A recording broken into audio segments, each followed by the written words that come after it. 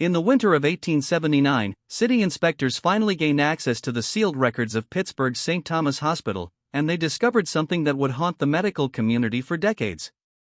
Over a span of 23 years, 67 patients had entered the hospital's divine healing ward.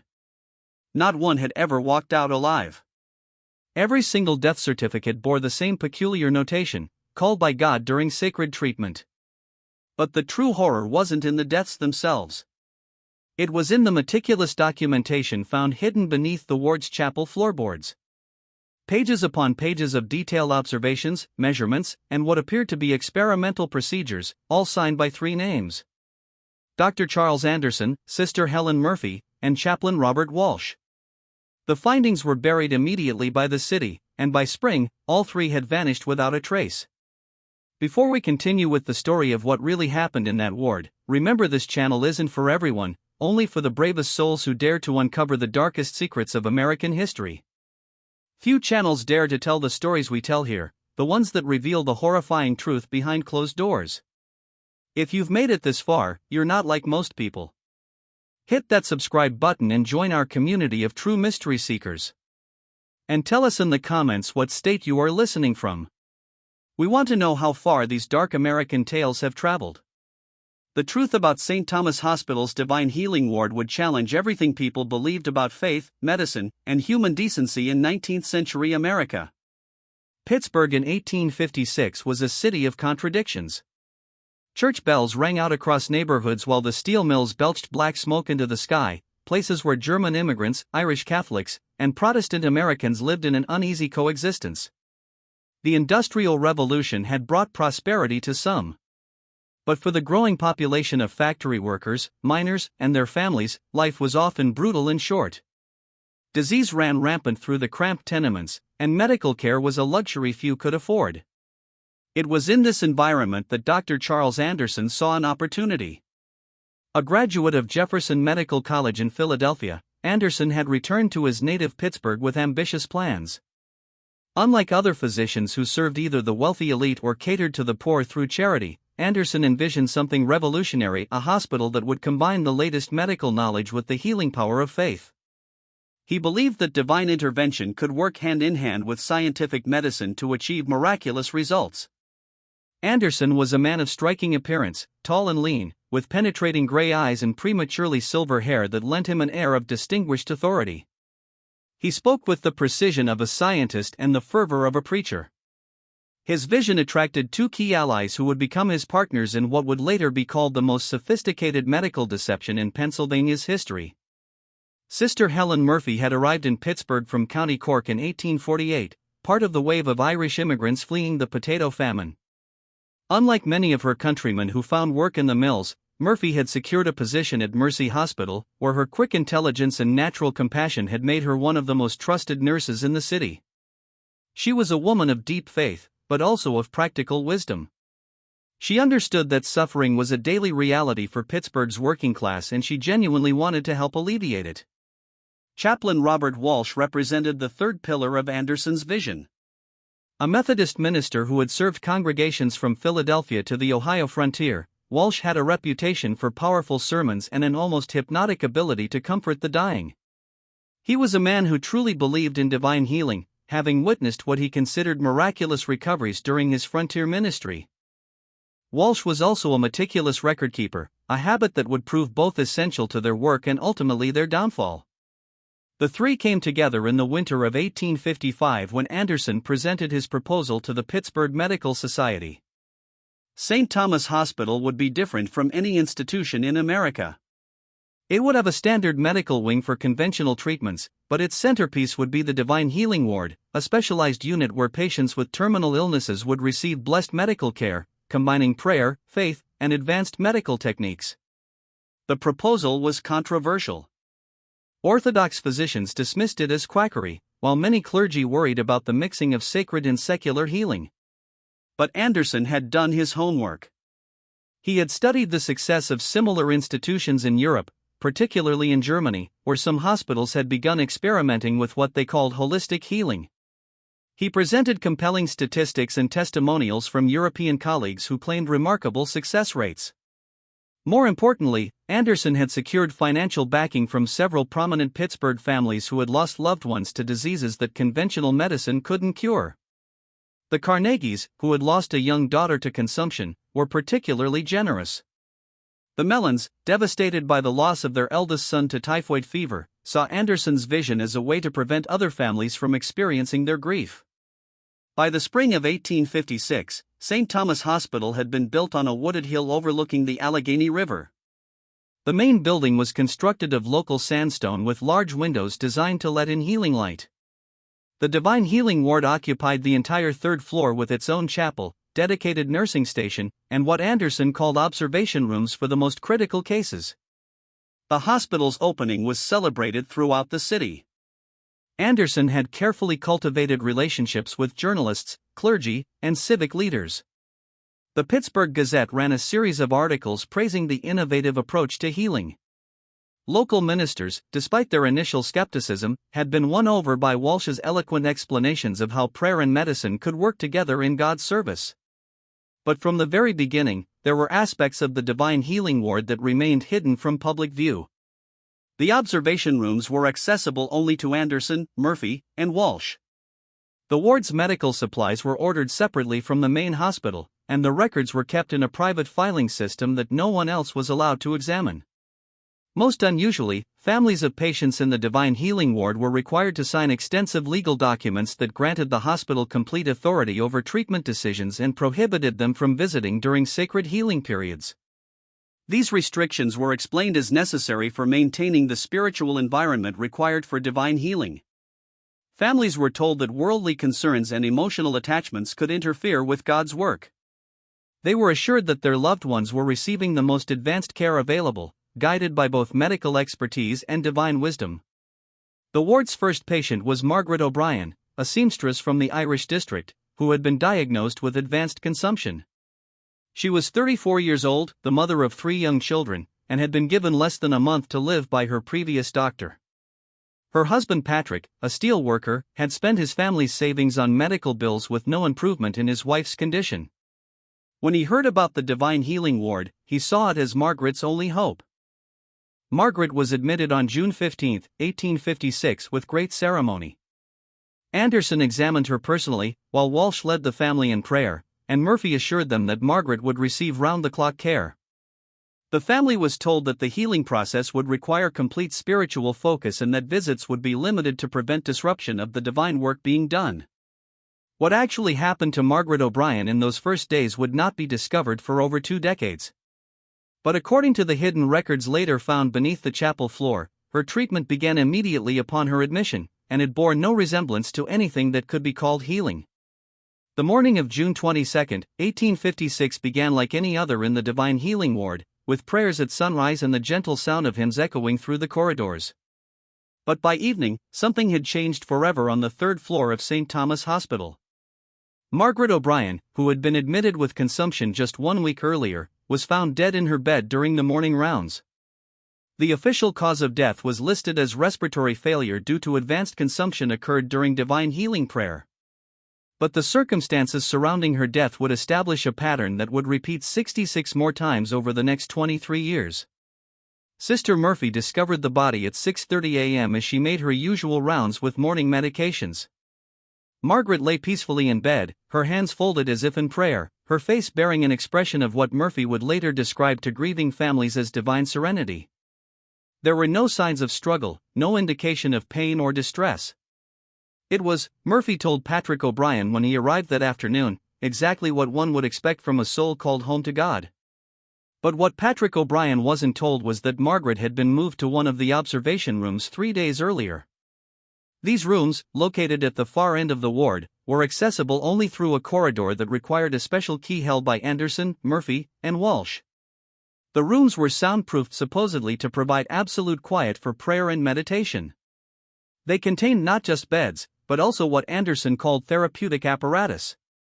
Devices that he claimed could measure the spiritual energy of healing prayer. The hidden records would later reveal that Margaret's treatment in the observation room had been unlike anything practiced in conventional medicine. Detailed measurements of her pulse, temperature, and breathing patterns were taken every 2 hours. She was given experimental medications that Anderson had acquired through correspondence with European physicians. Most disturbing of all, the records contained precise observations of how her body responded to different substances, including several that were known to be toxic in large doses. The entry for June 21, 1856, written in Anderson's meticulous handwriting, read, "Subject MO showing expected respiratory depression following administration of preparation. Number 7, pulse weak, but regular. Notable absence of pain. Response. Recommend continued observation through night cycle RW to maintain vigil and document any changes." When Patrick O'Brien arrived the next afternoon, he found his wife laid out in the ward's main room, dressed in a clean white gown and surrounded by flowers. Anderson met him with solemn dignity, explaining that Margaret had passed peacefully in her sleep after a night of particularly intense prayer. Walsh stood beside him, offering scriptural comfort about the divine plan and the blessed nature of those called home during sacred healing.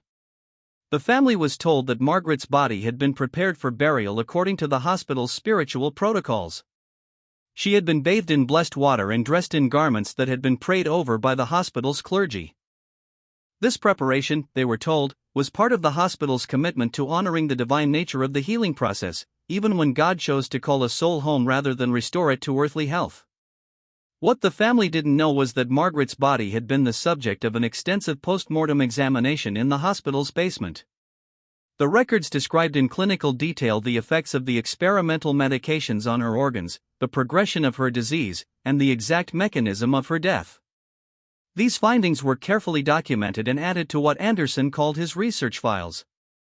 The funeral was held at St.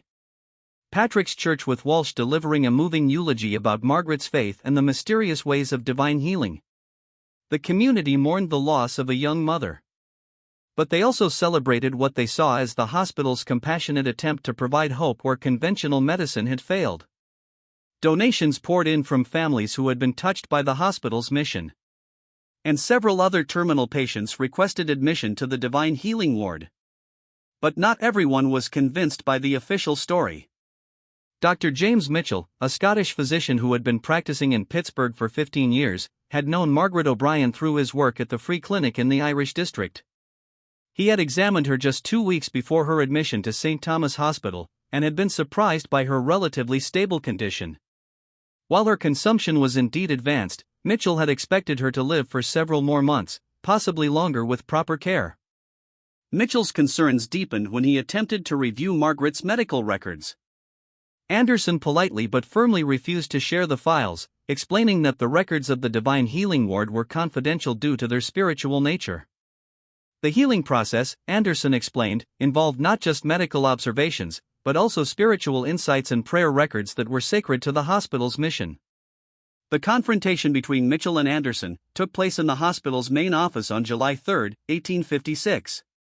Mitchell, a man known for his directness, demanded to know what treatments Margaret had received and why her condition had deteriorated so rapidly.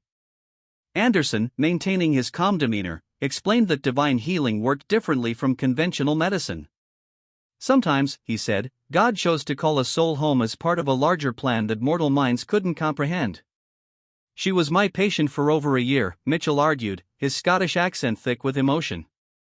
I know her condition, and I know what consumption looks like in its final stages. Something about this death doesn't align with the natural progression of her disease. Anderson's response was measured but firm. Dr. Mitchell, I understand your concern, but you must remember that we are dealing with forces beyond conventional medical understanding. The Divine Healing Ward operates according to principles that combine medical science with spiritual intervention. The results cannot always be explained by purely secular medicine. Sister Murphy, who had been present for the conversation, added her own observations. I was with Margaret in her final hours, she said softly. She was at peace, Doctor. She spoke of visions of her mother calling her home. It was beautiful in its way. Sometimes the most merciful healing is the one that ends suffering by bringing a soul to eternal rest. Mitchell left the hospital that day with more questions than answers. He spoke privately with several other physicians in the city, but none were willing to challenge Anderson's methods publicly. The Divine Healing Ward was popular with the community, and Anderson's reputation as an innovative physician was well established.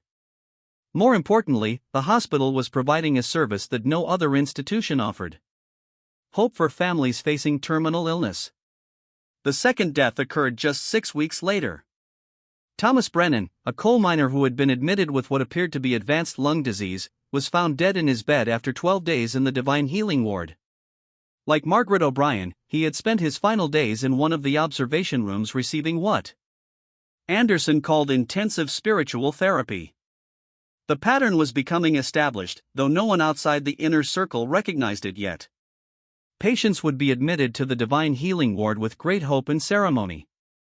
They would receive initial treatment in the main ward with their families allowed brief visits.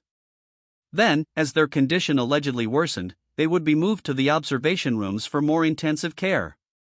Within days, they would be found dead, always peacefully, always with the same expression of divine serenity. The hidden records showed a different story. Each patient had been subjected to experimental treatments, their responses carefully documented, their bodies examined after death. Anderson, Murphy, and Walsh were building a comprehensive database of human responses to various substances and procedures, all under the guise of divine healing. By the end of 1856, 5 patients had died in the Divine Healing Ward. The hospital's public reputation remained sterling, but a small group of physicians and clergy in Pittsburgh were beginning to whisper questions about the ward's unusually high mortality rate. These questions would grow louder in the years to come, but they would never be loud enough to penetrate the wall of respectability that Anderson had built around his operation. The years following those first deaths brought subtle changes to St. Thomas Hospital that only the most observant visitors might have noticed. The Divine Healing Ward's procedures became more refined, its privacy more absolute, and its reputation among Pittsburgh's desperate families more revered. By 1858, there was a waiting list for admission to the ward, with families traveling from as far as Ohio and West Virginia seeking the specialized care that only Dr. Anderson and his team could provide. The hospital's success had attracted attention from medical journals in Philadelphia and New York. Anderson published several papers on what he called integrative spiritual medicine, describing remarkable improvements in patient comfort and spiritual well-being, though he was notably vague about actual cure rates. His writing was eloquent and persuasive, filled with references to European medical advances and philosophical discussions about the connection between soul and body in the healing process. Sister Murphy had become something of a celebrity in Pittsburgh's Catholic community. Her reputation for compassionate care and her ability to comfort grieving families had made her a sought-after speaker at church gatherings and charitable events. She spoke movingly about the privilege of serving those in their final moments, about the beauty of witnessing souls prepared for their journey to eternal rest. Her speeches were filled with genuine emotion, and her listeners left convinced that St. Thomas Hospital's Divine Healing Ward was a place of mercy and grace. Chaplain Walsh, meanwhile, had developed a following among Pittsburgh's Protestant clergy. His sermons about divine healing drew large crowds, and his theological writings about the relationship between faith and medicine were circulated among ministers throughout western Pennsylvania. He had become an authority on what he called sacred medicine, arguing that God worked through both prayer and medical knowledge to accomplish his healing will. But behind this public success, the true work of the Divine Healing Ward was becoming increasingly sophisticated. The observation rooms had been equipped with more advanced measuring devices, some of them Anderson's own inventions.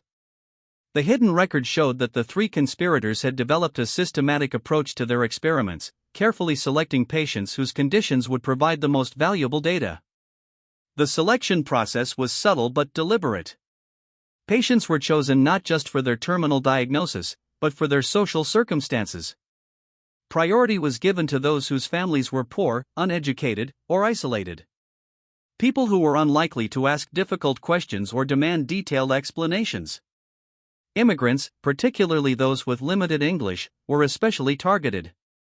The hospital's charity work in the Irish and German districts provided a steady stream of potential subjects. Mary Kowalski, a Polish immigrant who spoke little English, was admitted in March 1858 with what appeared to be stomach cancer. Her husband, Jan, worked in the steel mills and had been injured in an industrial accident that left him partially disabled. The family had no money for medical care, and Mary's condition was deteriorating rapidly.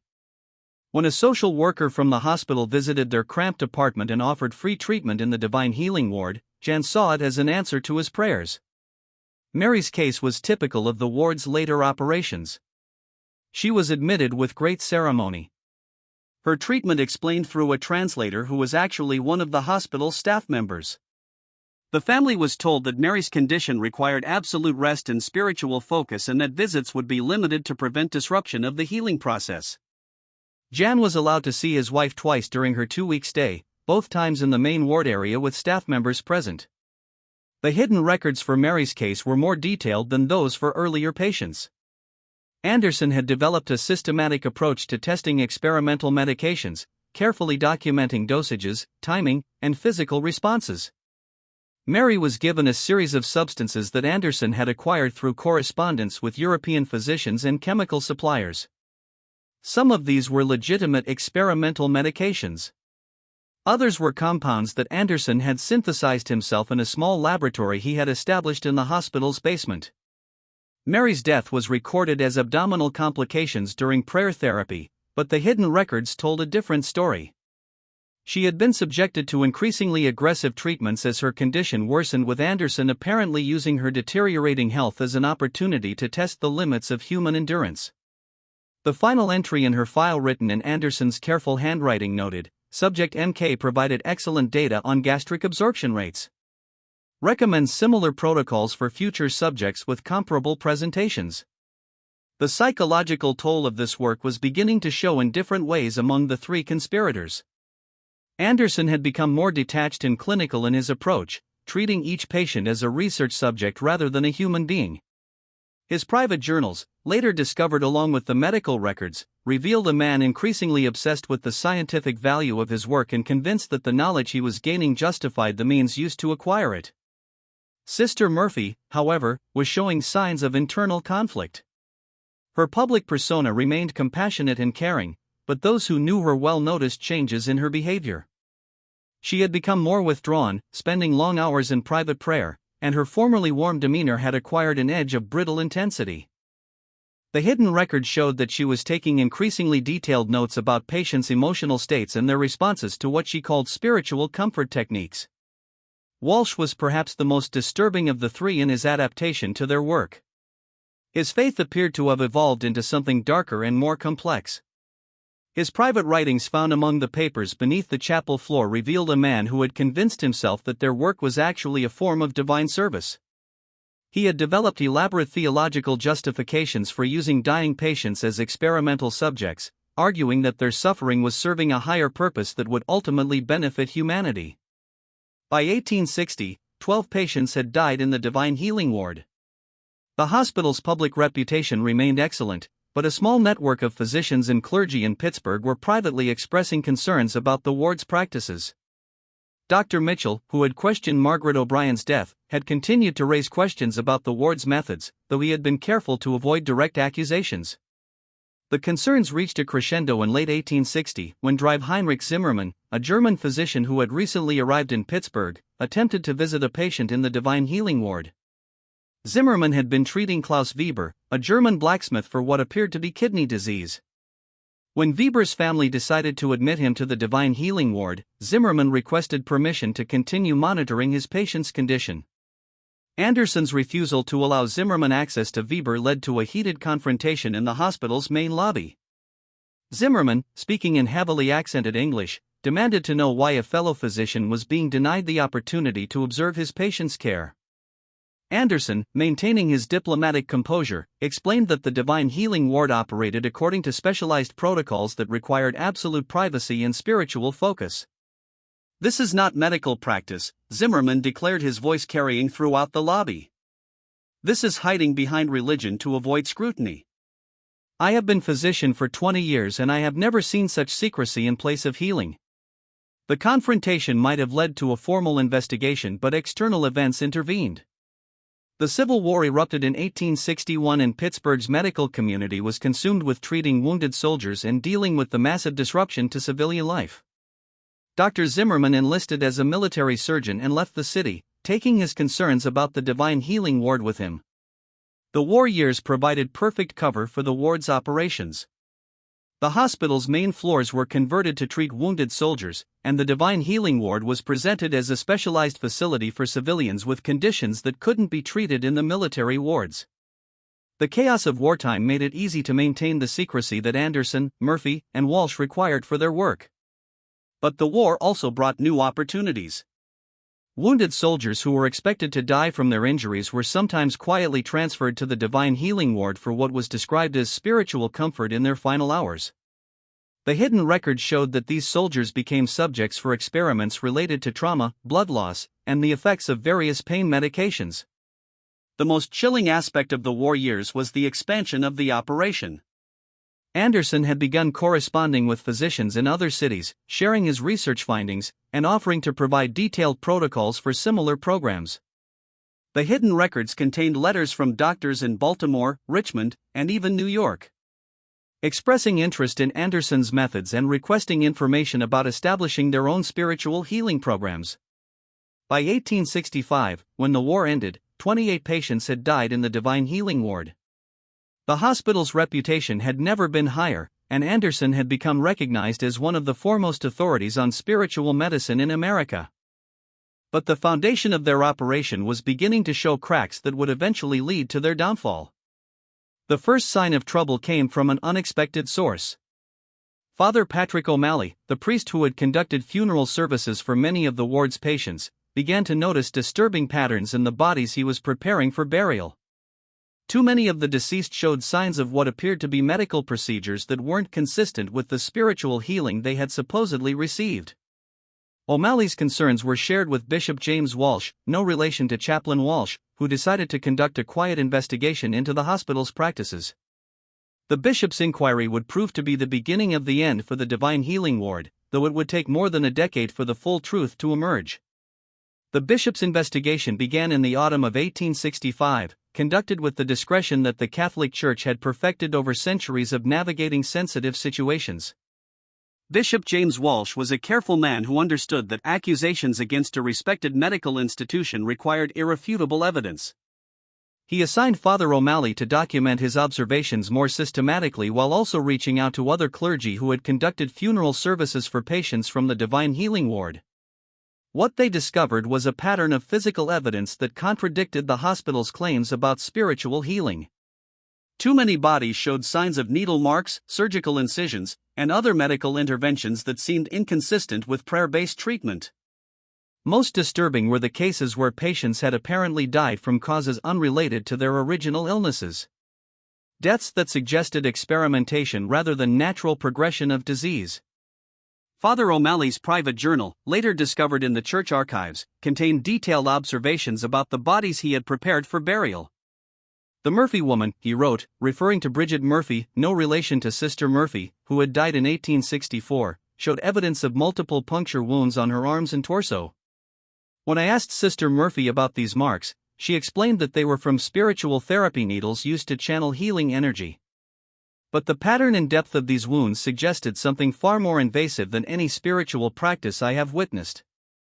The investigation expanded in 1866 when Dr. Samuel Clark, a young physician who had recently completed his studies at Harvard Medical School, joined the staff at St. Thomas Hospital.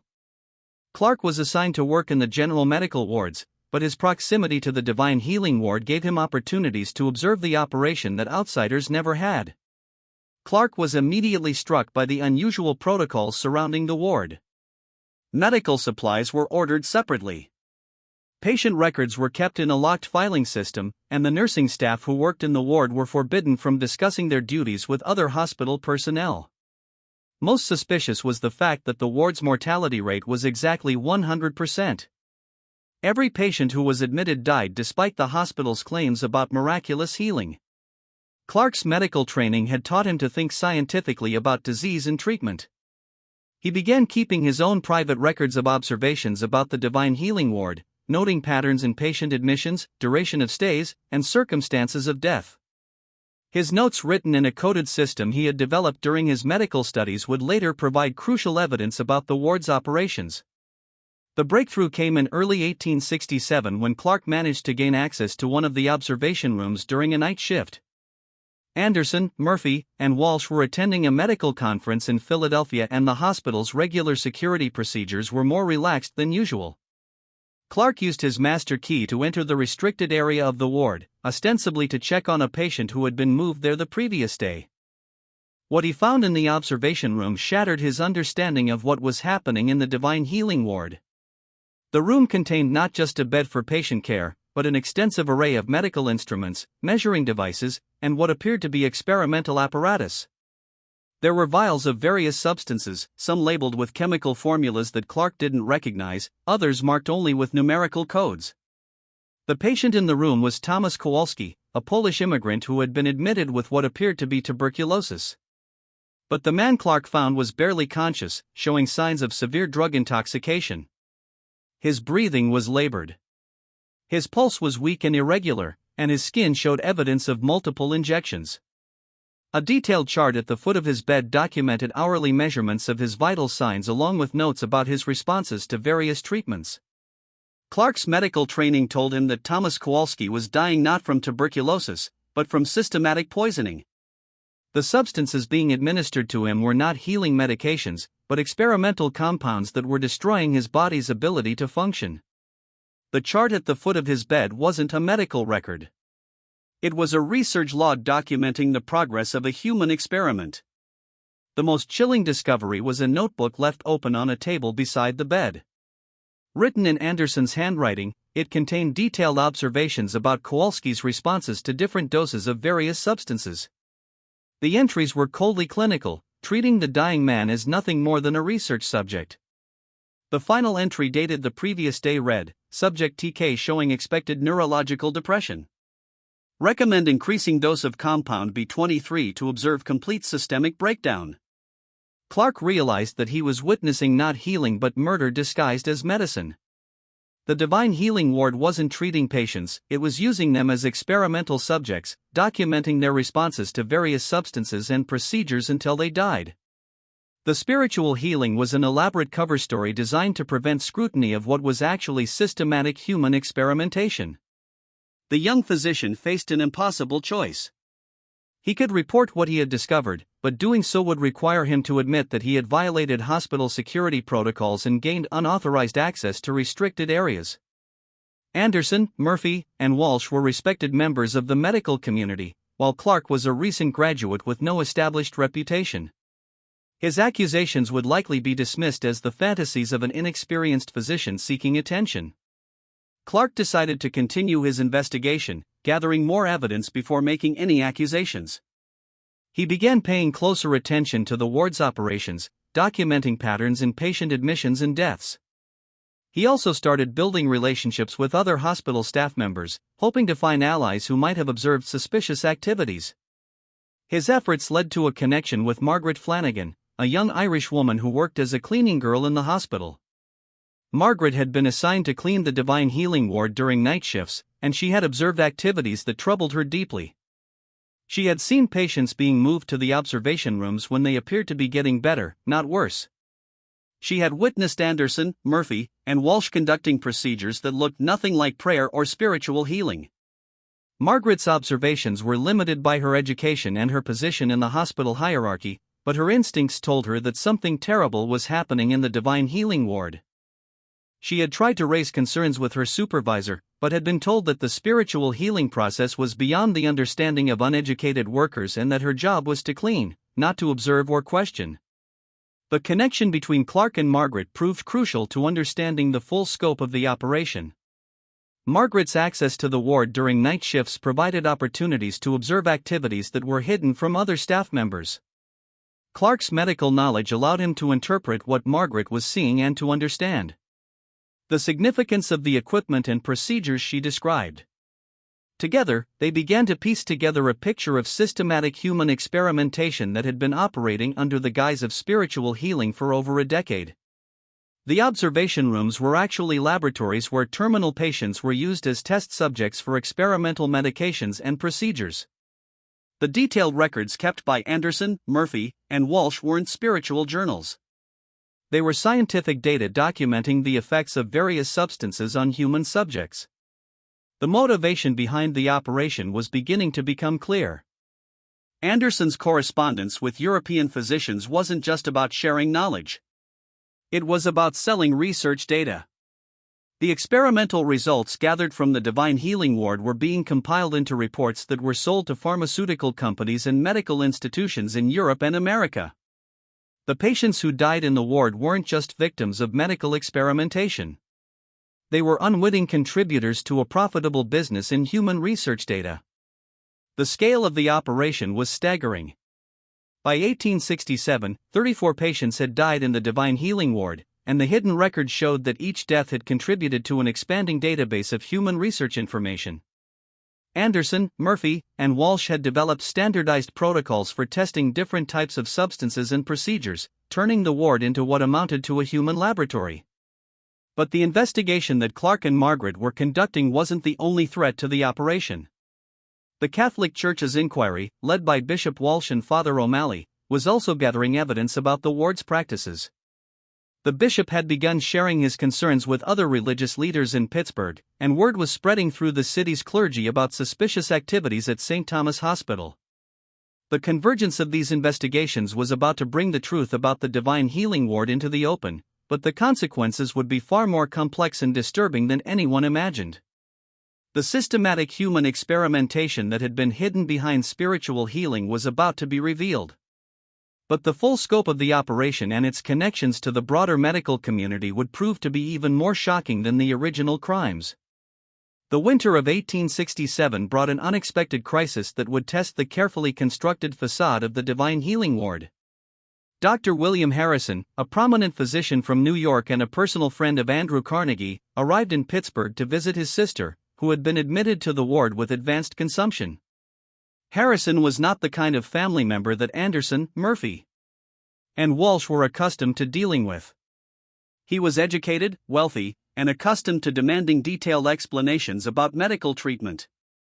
Harrison's sister, Elizabeth, was a widow who had moved to Pittsburgh to live with her daughter's family. She had been diagnosed with consumption by the family's regular physician, but the disease had progressed more rapidly than expected. When the family learned about the Divine Healing Ward's reputation for providing comfort to terminal patients, they had arranged for her admission, believing that the combination of medical care and spiritual healing would provide the best possible outcome. Dr. Harrison arrived at the hospital on a cold February morning, expecting to find his sister receiving the innovative treatment that had made St. Thomas Hospital famous throughout the region. Instead, he was met with the same restrictions and explanations that had been used to manage other families. Elizabeth was in a critical phase of treatment that required absolute privacy and spiritual focus, and visits were limited to prevent disruption of the healing process. Harrison's medical training and professional status made him far more challenging to manage than the typical family member. He demanded detailed information about his sister's treatment, asked pointed questions about the ward's protocols, and insisted on speaking with the physicians responsible for her care. Anderson met with him personally, but the conversation went badly from the start. "Dr. Anderson, I appreciate your hospital's reputation for innovative treatment," Harrison began, his tone professional but firm. "However, I am concerned about the restrictions you've placed on family visits. In my experience, family support is crucial for patient recovery, particularly in cases of advanced consumption." Anderson's response was polished but evasive. "Dr. Harrison, I understand your concern as both a physician and a family member. However, the Divine Healing Ward operates according to specialized protocols that have been developed over many years of experience.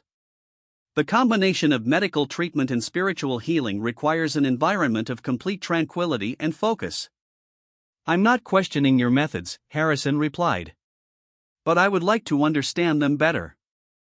What specific treatments is my sister receiving? What medications are being administered? What is the expected timeline for her recovery?" The question struck at the heart of the deception that had protected the ward for over a decade. Anderson found himself unable to provide the detailed medical information that Harrison was requesting without revealing the true nature of the treatments being administered. His responses became increasingly vague and defensive, raising Harrison's suspicions about the ward's operations. The confrontation escalated when Harrison demanded to see his sister immediately regardless of the hospital's protocols. Anderson refused, explaining that Elizabeth was in a critical phase of treatment that could not be interrupted. Harrison threatened to remove his sister from the hospital and transfer her to a facility in New York where she could receive conventional medical treatment. The crisis forced Anderson to make a dangerous decision. Rather than risk having Harrison remove his sister and potentially expose the ward's methods to outside scrutiny, he decided to allow a carefully managed visit. Elizabeth was moved from the observation room where she had been undergoing experimental treatment to a room in the main ward area where she could be presented to her brother as receiving conventional spiritual healing. But the damage had already been done.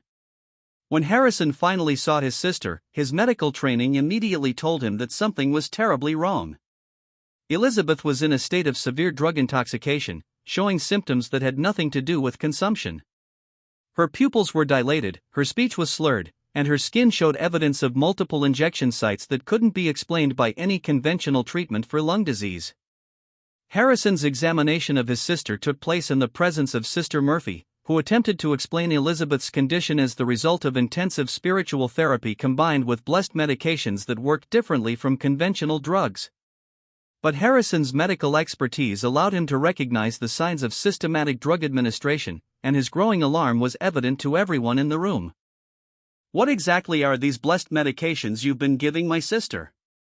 Harrison demanded, his professional composure beginning to crack. "These symptoms suggest opiate intoxication combined with what appears to be mercury poisoning. This is not the treatment of consumption. This is systematic drugging." Sister Murphy's response revealed the strain that years of deception had placed on the conspirators. Her usual calm demeanor faltered as she struggled to provide explanations that would satisfy a trained physician.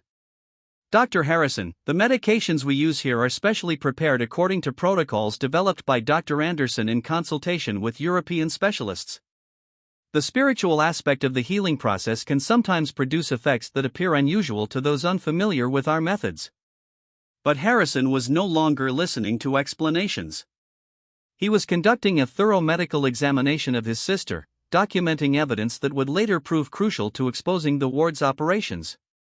Elizabeth's condition was consistent with someone who had been subjected to experimental drug administration over an extended period. The injection sites on her arms and torso followed patterns that suggested systematic testing of different substances at different dosages. Most damning was Elizabeth's mental state. During brief moments of clarity between drug-induced stupors, she spoke of treatments that bore no resemblance to spiritual healing. She described being taken to a special room where doctors administered injections that made her feel strange and disconnected. She spoke of being asked questions about how the medications made her feel and of having her responses carefully written down in notebooks. Harrison realized that his sister had been the victim of human experimentation disguised as medical treatment. The Divine Healing Ward wasn't providing spiritual healing. It was using terminal patients as test subjects for experimental drugs and procedures.